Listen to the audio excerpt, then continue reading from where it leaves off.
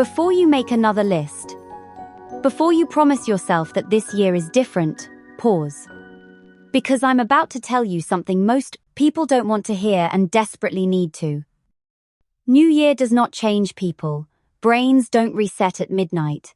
Nervous systems don't read calendars. Hormones don't care what year it is. And yet, every January, millions of people wake up believing they've been reborn. Hope rushes in, guilt steps aside, motivation shows up confident, charming, and swears she's here to stay. She never is. My name is Katara Lilith, and this is The Mind I Live In. And today I'm going to tell you what is actually happening inside the minds of people who want to start a new year. Why it feels so real, why it fades so fast, and why that doesn't mean you failed. It means you're human. Let me tell you about the psychology of January. Psychologists call it the fresh start effect. Temporal landmarks, New Year, birthdays, Mondays, create a mental border between who you were and who you want to be. For a moment, shame loosens its grip. For a moment, your past feels detachable, and your brain rewards that feeling with dopamine, not because you changed, but because you imagined changing. And imagination feels like progress. Dopamine is not pleasure, it's pursuit. It spikes when the reward is possible, not earned. Remember that. That's why planning feels intoxicating. Vision boards, journals, apps, promises. Your brain says, yes, this story, finally. But dopamine is also about prediction. When novelty disappears, the signal drops. Execution is repetitive, quiet, boring, and dopamine hates boring. So by week 3, motivation doesn't disappear, novelty does. So, why? People quit and think it's their fault. By mid-January, stress comes back. Work, bills, family, weather, reality. Stress hormones rise, cortisol goes up, sleep suffers, focus narrows. And when the nervous system enters survival mode, growth is no longer the priority. Relief is. That's when the brain chooses familiar habits, quick comfort, low effort, instant reward. Not because you're weak, because biology is efficient. Most people don't fail their goals. They design plans that require them to be superhuman. Motivation-based plans collapse under stress. System-based plans survive it. For many years now, we've had a tradition in our family. We still do it. On December 31st, before midnight, we gather for dinner. Nothing loud, nothing rushed. Warmth, food, presents. And at some point, I bring out pieces of paper and envelopes. Everyone writes a letter not to me, not to the family, to themselves, what they want, what they dream of, what they want to build, what they hope will change. We seal the envelopes, date them, and I hide them away for 365 days. Then, when midnight comes, when the year quietly turns, I bring out the envelopes from last year. Everyone reads only their own letter. And that moment is always honest. Sometimes it's hilarious, sometimes uncomfortable, sometimes deeply satisfying. Some people laugh, some people hide the paper quickly. Some people smile and say, yeah, damn right. Nobody explains anything. The reaction tells the story. Here's the part most people miss. Sometimes you read a letter from 10 years ago and the dream didn't come true the next year, or the year after, or even year 3, and back then, you thought you failed. But 10 years later, you realize something profound.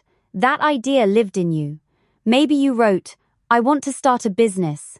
You didn't start it immediately, you started it in year 8, built it in year 9, succeeded in year 10.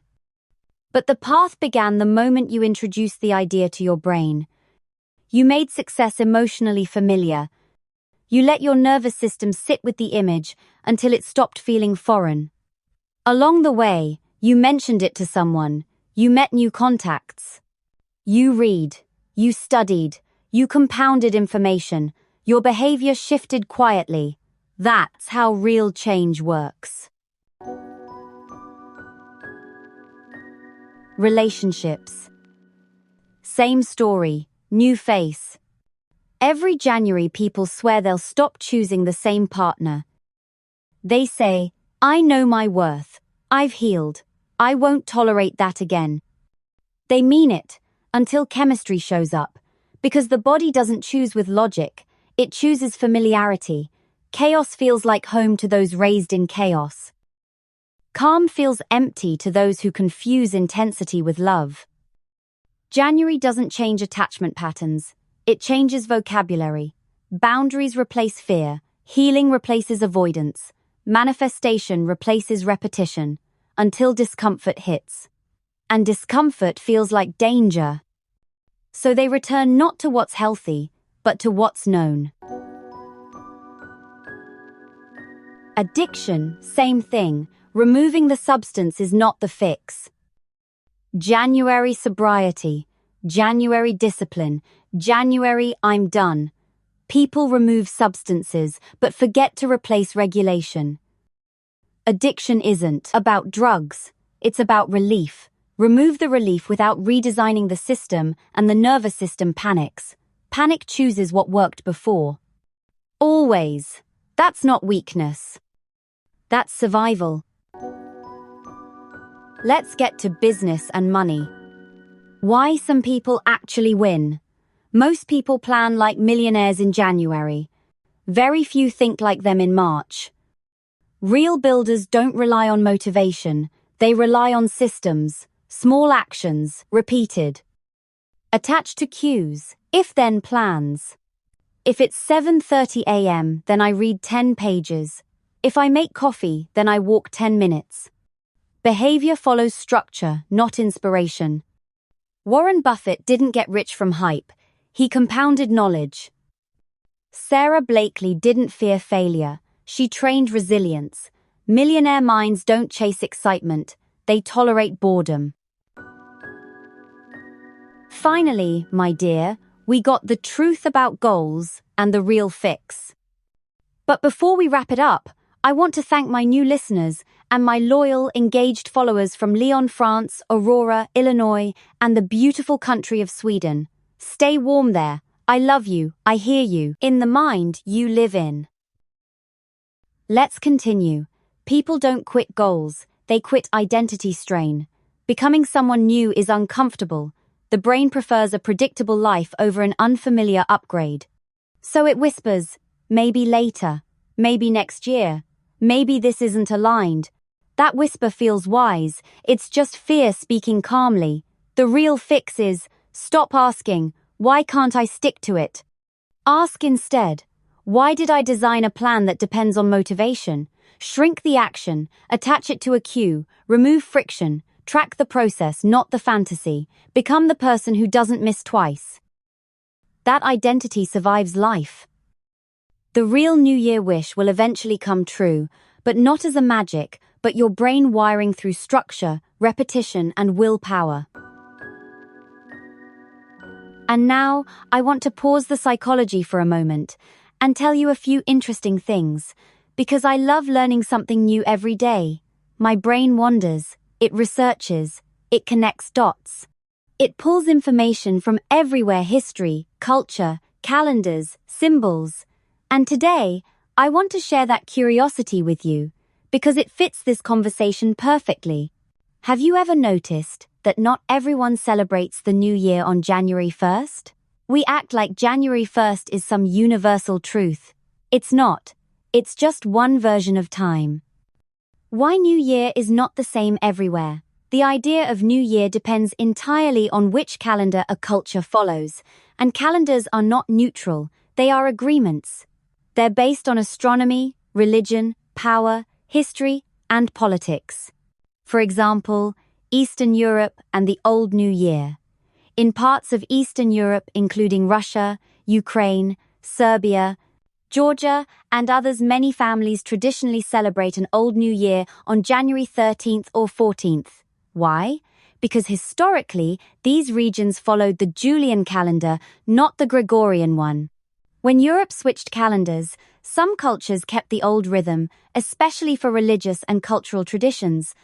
So technically, January 13th or 14th is New Year, according to the old system. And people still gather, still toast, still make wishes. Time didn't disappear. It just split. Why?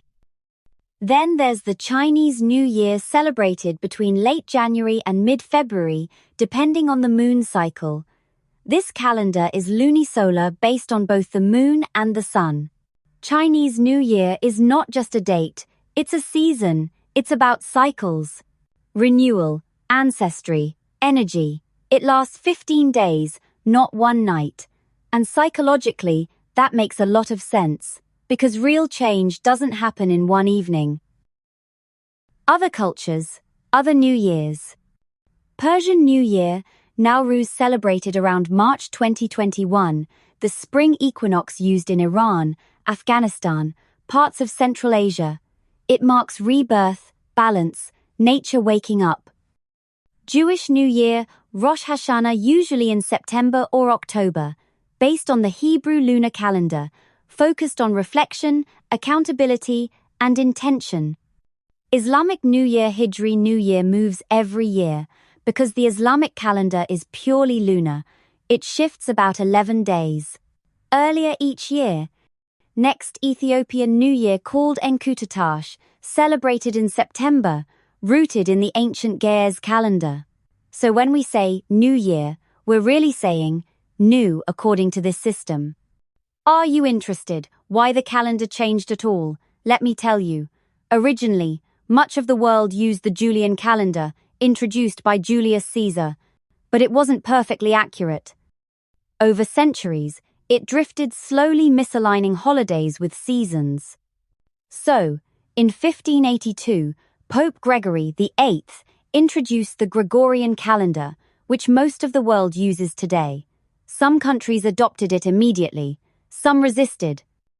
Some adopted it politically, but kept traditions culturally. So now, we live in overlapping timelines, and psychologically, that's fascinating. Here's why I'm telling you this, because when people say, "I'll start in the new year," what they really mean is, I need permission to begin. And humans have always created ritual permission. Different cultures just chose different moments. The truth is, there is no single correct new year. There is only when your nervous system is ready. Some people bloom in January, some in March, some in September, some after a breakup, some after grief, some after boredom. Time is not linear in the mind, it's emotional. So if January 1st didn't do it for you, good. That doesn't mean you failed, it means your internal calendar might be different. And that's okay. You don't need fireworks to begin, you don't need champagne to reset. You don't need permission from the clock. You just need awareness. And I share it with you because maybe it gives your brain something new to chew on. If you enjoy these episodes, if they make you think, if they wander with you, I ask you kindly, please share them with your peers. We're not here to rush. We're not here to burn out. We have a whole year ahead of us. However you choose to measure it, let's get moving. There's one more layer I want to add, especially if, like me, you believe in astrology, horoscope cycles, and the way neurology and energy intertwine. Your real new year is not January 1st. Your personal new year is the day you were born. That is when your cycle began, and that is when it completes itself 365 days later. Astropsychology, which I am an expert at, suggests that your birthday is not a social obligation. It is an energetic reset, a day meant for you. Not for hosting 55 guests, not for cooking until exhaustion, not for performing happiness for others. Because when you do that, you give your power away, you give your energy away. And alcohol on that day? That's another conversation. It creates holes in your energetic field, your space, your aura, and whatever strength you've gathered all year simply leaks out. Your birthday, your personal new year, is meant to be quiet, reflective, sacred. A day to sit with yourself, to acknowledge how far you've come, to thank yourself, to thank God, the universe, whatever name you give to that higher order that carried you through another year. This is what I do. The party? The party can happen any other day, but not this one. Well, my dear loves, take it or leave it. I wish you a Merry Christmas and joyful, Happy New Year. Not the loud one. Not the exhausting one. Not the dramatic, self-punishing one. I wish you a boring New Year. A steady one. A gentle one. Small steps, one at a time. No overexhaustion. No self-pity. No theatrics. Just systems, consistency, trust. God bless you all, and I'll see you next year. In the mind we all live in.